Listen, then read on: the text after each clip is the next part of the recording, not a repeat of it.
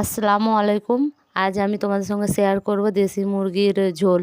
তাই এখানে আজকে আমি কী করছি, একটা কড়াতে তেল গরম করে তাকে গোটা লঙ্কা আর তেজপাতা, গরম মশলাকে ভালো করে ভেজে তাতে পেঁয়াজগুলো লাল করে নিচ্ছি। এই পেঁয়াজগুলো লাল লাল হয়ে গেলে এতে কেটে বেছে ধুয়ে রাখা দেশি মুরগির মাংসটাকে আমি এতে ছেড়ে দিচ্ছি।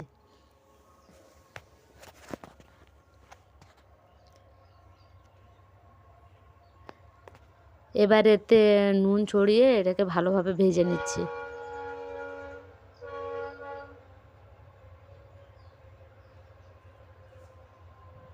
যেহেতু দেশি মুরগির মাংস, তাই এটাকে একটু ভালোভাবে ভাজা ভাজা করতে হবে, নাহলে একটু গন্ধ থেকে যাবে। ভালোভাবে ভেজে নিচ্ছি।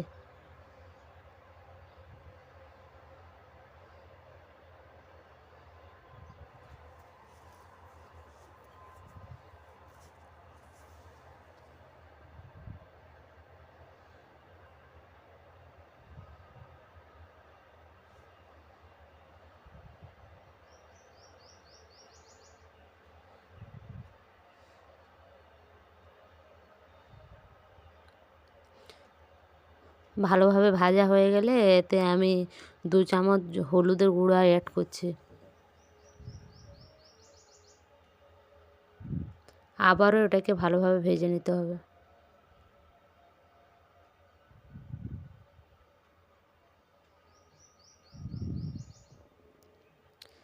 এরপরে এখানে আমি 2 চামচ আদা রসুনের পেস্ট দিচ্ছি।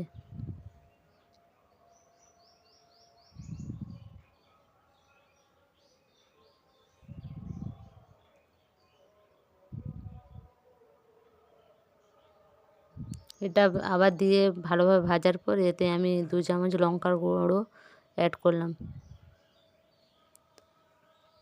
এরপরে 2 চামচ ধনে জিরে গুঁড়ো অ্যাড করলাম। এতে আমি কাশ্মীরি লঙ্কার গুঁড়ো দিলাম। দেওয়ার পরে আবারও ভালোভাবে কষে নিতে হবে।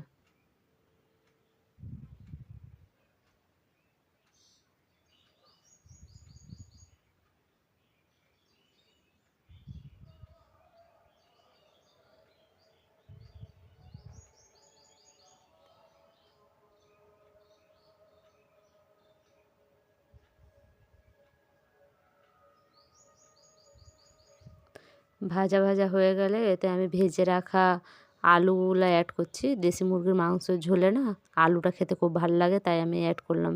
তোমরা স্কিপ করতেও পারো।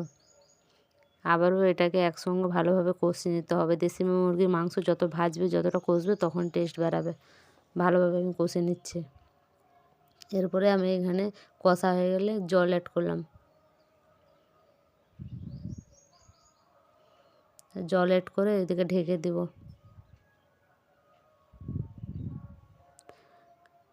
ঢেকে রেখে 10 থেকে 20 মিনিট পরে খাওয়ার জন্য রেডি। আর এদিকে দেখো আমি পোলাও ভাত করেছিলাম। পোলাও ভাত আর দেশি মুরগির ঝোল।